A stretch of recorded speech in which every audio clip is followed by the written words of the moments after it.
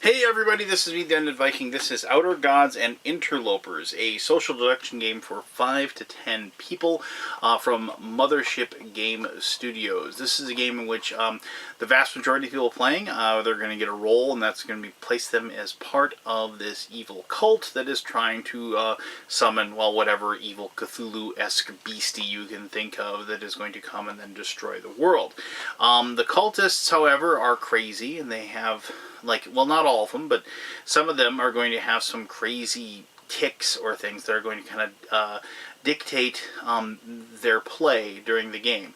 Also, the person that will moderate the game, usually social deduction games need a moderator, the person that will moderate this game is actually going to be the cult leader. So they won't be taking part of the action of actually like trying to complete the rituals, but they will have like action cards that they can play, and they can also be part of the like verbal sparring. They're like the one person everybody knows is out to end the world.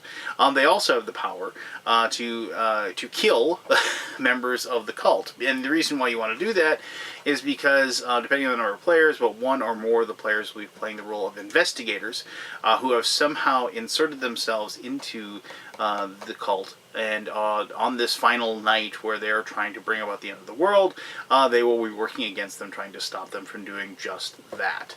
The game is a heck of a lot of fun, so let me show you how you play it, and then we'll come back here and I'll give you my final thoughts. Alright, so let's learn how to play the old Outer Gods and Interlopers game. Now, depending upon the number of people you have, it's going to determine what type of roles are going to be available for people to play.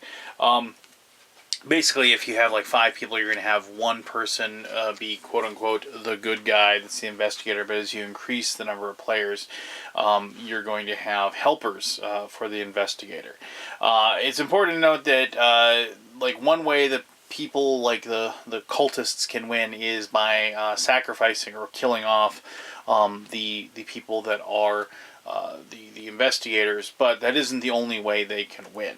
But anyway, so one person is going to end up with the cult leader card. I'll explain that in a little bit, and they get some action cards, which is important because the cult leader is kind of the person that runs the show. They're the moderator of the game, but they are on a team. They want to win by summoning Cthulhu or what have you, and they're trying to drag the outer gods from their space slumber and bring them to Earth so they can do their foul evilness. But regardless, depending upon the number of players, you're going to have a deck of cards that are going to be handed out and given to people. Now, the only thing you have to make sure is that depending upon the number that you have to include this lead investigator card. The lead investigator is important because the way that the investigators win is they win if they get clues, basically clues that will eventually allow them to defeat the cultists. If the lead investigator is alive at the end of the turn, they automatically get one clue, no matter what. So even if the ritual goes through that they do that turn, and you are unable to get any clues from doing investigating the ritual, and I'll show how that works here in just a second, you're going to get one no matter what. There are 2 gumshoes that you are an investigator. You're working against the cultists, but your job is that you want to keep, protect the lead investigator as much as possible. Perhaps even sacrificing yourself, in order to keep that person alive and get them those clues. Now, the rest of these, depending upon the number of players that you have, so if you had 5 people, you would just have the cult leader, you would have the lead investigator, and then you would have 3 more of these cultists. Now, cultists are they want to destroy the world, or want to see the rituals completed. But the big thing is that some of them have special rules. Like here's the Indictor. You must verbally accuse occultists of being an investigator every turn. So it's something that forces you to act. Some of them are just you can do whatever you want. Nothing really. But some of them, like the Antiquarian, find the investigators, but must commit this like artifact if it is in your hand, and I'll explain what that means. It's basically forcing you to set a perfect card out there. Here's a pathological liar. You must never be honest about anything you are committing to ritual or the contents to your hand. So you always lie. Now, of course, there is like a certain level of like, you have to have the people like actually do what their card tells them. So I mean, otherwise you're kind of ruin the game. And a lot of these social deduction games, there's a lot of basically a like the rules that you're just expecting people not to cheat. And if you're going to play with somebody who cheats, well, then you shouldn't be playing the game anyway. But here's like the Madman. And some of them, and these are the important cards that says that if they have those in their hand, they have to commit these. Now, these are, as you can probably guess, secret knowledge. Any role that you have is secret knowledge. You can definitely say, hey, I'm the antiquarian, that's why I put that card in there. But they don't know whether to believe you or not. You could definitely be an investigator, and you're saying that. Which is important because it's good to know that, one, you never know what cards are out there because of the fact that, if you're only dealing out 3 or whatever, or 4 of those cards, there's a lot of them. So you can never be sure. And 2, it definitely does behoove you to teach the other people at the table exactly what those cards are so they know they have those lies available to them at that time. All right, so then each person's going to get 3 of these cards, and these are the different things that you need, like the resources that you use to complete those rituals. So there's tomes and runes, artifacts, elder signs, like obviously will help protect you, things like that, and you're going to get 3 of these. And sometimes you'll have 3 cards that will help when you turn over the ritual that has to be done that particular turn, and sometimes you won't have anything. But that's kind of like the whole process. Like, you might really want to end the world and summon Cthulhu, but you don't have the right card to do it, and you have to come up with a way to explain, hey, I just didn't have the card, which once again is the thing that helps this game, the social deduction aspect of this game. It's all believable lies, right? It's all you have to, as the lead investigator, you have to use that plausible deniability to your advantage, and as the cultists, you have to kind of try to see through that aspect of it and get to the bottom of those situations. But anyway, so then you also are going to get one of these cards, and these cards are different people. Obviously, this is a prototype, so all the artwork isn't done, but these are different people that have a special power. And these special powers can be used once, and these are face up, and so it's discard all revealed elder signs. So if you're Wanda Green and you're a cultist, somebody tries to ruin it, you discard this, you turn it over and do it.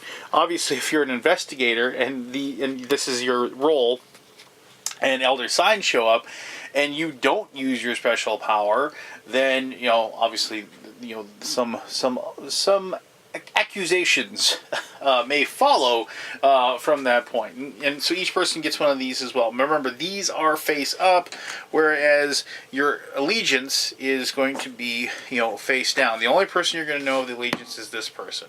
Now, the cult leader gets these 4 action cards, and I'll explain these in just a little bit. They will be placing one of these cards in front of them every single turn except for the very first turn. You don't use one of these action cards at the beginning. All right, so what happens is that the cult leader will, just talk to everybody. Oh, and of course, with any good deduction game, the cult leader will, at the very beginning of the game, will say, everybody close your eyes. And then, well, obviously we wouldn't do this with 5 players because there's only one investigator and they know who they are. Everybody close your eyes. And when they reference cultists, they reference everybody. So just remember that, in the rules. But it says cultists, close your eyes. That means everybody closes their eyes. And then it says investigators, open your eyes and look up. And so that's basically so the investigators know who's on their side. And so then you're going to begin. Now, the first turn, you're not going to use one of these cards, but I'll explain those here in just a little bit.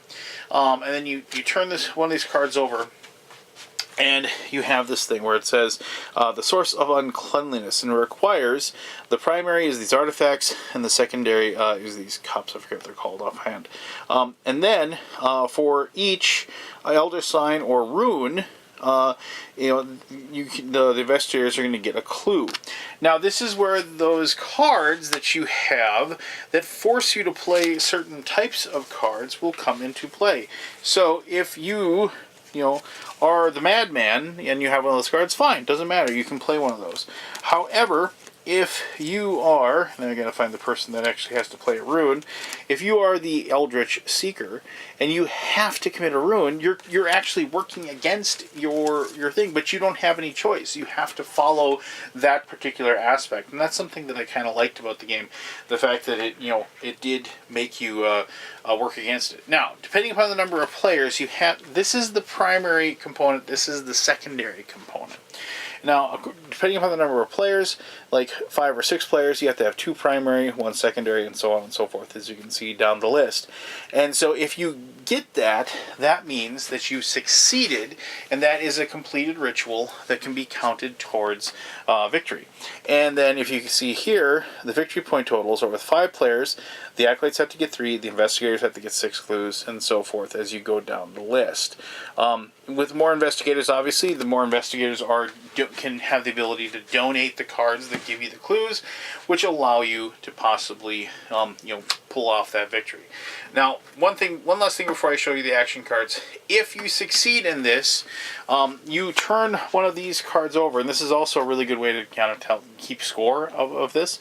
But so and it has all cultists past their hands to the cultists to their left, and these are different things that happen when you succeed in a ritual. The cult leader must pick a cultist to forfeit their identity power.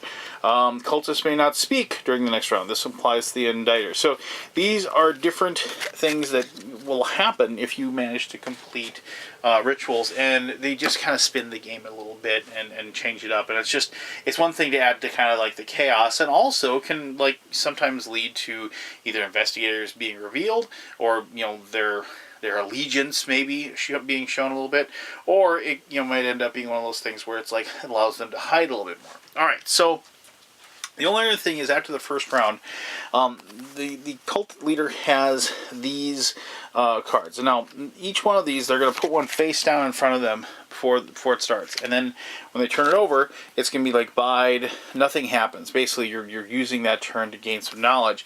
Wild, commit 1 component to the current ritual. It's this is done prior to revealing the committed cultist components. And inspect, reveal any one cultist's committed component. And then sacrifice, choose a cultist and sacrifice them. Now, you only get 4 of these. Once you've used all 4, you get them back into your hands, so you can take those actions. And so they don't know which action you're putting down in front of you, so you can definitely do that. Now, you might be saying, well, I just start sacrificing people left and right. Well, remember, yeah, you might get lucky, but the chances are you're not going to just pick somebody at random and manage to get investigators. And remember, each person can only give out 1 card at any one time.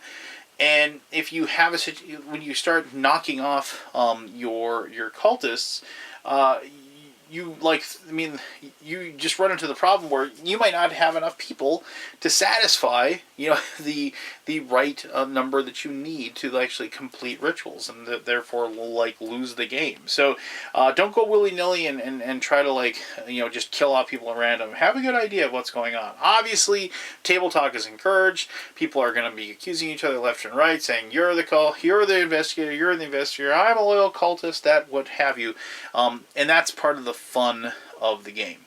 Now, just so you know, when people put their one in front of them, when they collect them, the person that collects them shuffles them up. They don't turn them over in front of each person. So it is hidden, and so you can, if you're an investigator, you can put an Elder Slime out there, and just, oh, it wasn't me, I did that. You can definitely lie about what you played or what have you. And it has happened because of the fact that it is very possible. And we had a cultist get 3 Elder Signs in their hand, and they had to play one. I mean, they flat out had to play them. And as luck would have it, on that particular turn, the cultist picked them to flip the card over, and they're like, I have all 3. I had to do it. And they're like, nope. Next turn, they got sacrificed, and I was actually one of the investigators that came, and that was highly satisfying seeing that happen. I think we won that game too, so there you go.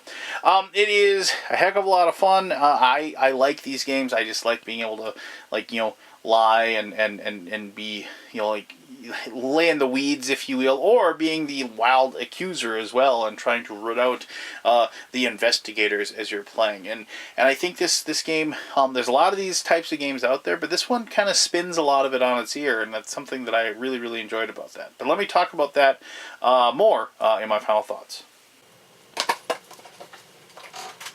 There you go. Outer Gods and Interlopers. Thank you very much for learning how to play the game. Like, it isn't terribly difficult to know. I mean, the one big thing I think you have to do, as I said, is you have to actually show everybody the different roles and what they do and what they can and can't do, just so people will know, like, hey, like, I'm the antiquarian or what have you, so they can use that either A, as what they are, or B, they can use it as the ability to lie, as to that's the reason why they played the card that they did, that sort of thing. Other than that, the game is really, really straightforward. The person that is moderating just needs to kind of keep the game moving. They have the ability to ask for the cards to be placed at any time. So, they can encourage people to have accusations and discussions and wild arguments going on between the players. But they have the ability to just say, okay, now we're going to do it. We're going to put this thing, we're going to see if we get this ritual done. Ultimately, with these games, the biggest problem I have ever with ones that don't work is when the rules are very convoluted and problematic, which cause people to kind of get lost in trying to figure out what they're supposed to do, as opposed to what they're supposed to be doing, which is having fun and pretending they're part of this cult and having wonderful arguments and discussions and screaming matches as to why or why not they should be trusted, or why they can't trust that person, or what have you. And let me tell you, being an investigator and being able to convince the cult leader to sacrifice one of his loyal cultists is just a wonderfully delicious feeling, if you will. So if you can pull that off in this game, it is so marvelous when it happens. But if you like social deduction games, and if you're gonna like kind of a Cthulhu-esque feel to them, I'd strongly suggest checking this one out. This was a heck of a lot of fun. It involved a lot of yelling matches at my table, like good yelling matches. Like don't sacrifice me. If you sacrifice me, you're an idiot. Why did you do that? I told you not to. And they're like, but it's those moments. It's that game that you come back to and you tell the stories of the sessions you had because you had so much fun. So there you go. That is Outer Gods. And Interlopers. If you have any questions about it, ask away. I'll be happy to answer those as best as I can. Thank you very much for taking the time to watch this video, and until next time, I am the Undead Viking, telling you to have yourself one heck of an awesome day. Alright, bye-bye.